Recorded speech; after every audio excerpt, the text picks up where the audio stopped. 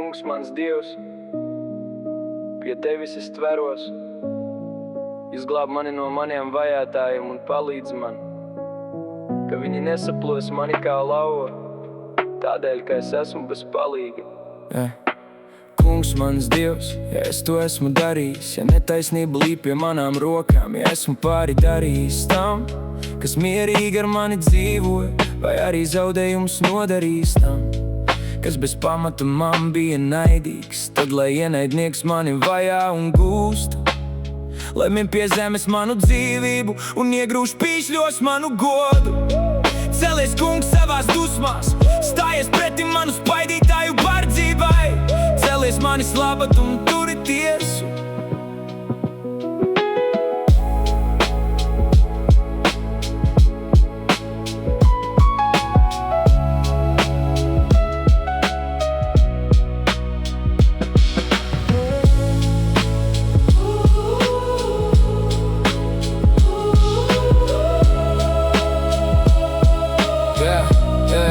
Tautu saime, lai ir ap tevi, augst pār to cel savu troni, dodamies atpakaļ savā augstībā. Tas Kungs nes tiesu tautām tiesā, Kungs arī mani pēc manas taisnības un nevainības.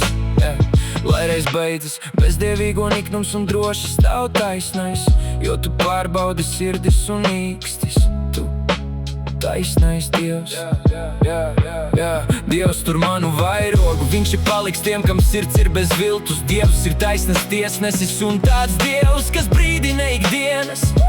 Ja kas negrib atgriezties pie Dieva, tad viņš trīn savu zobenu ir uzvilcis, savu loku un tēmē. Viņš tur gatavībā nāvētāji šautras, savas degošās bultas.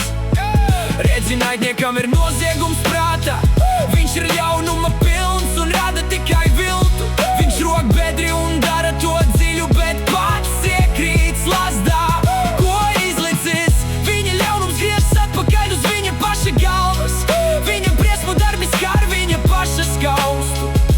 Es pateikšos tam Kungam, jo viņš ir taisns, un dziedāšu sava Kunga, tā visu augstākā vārdam.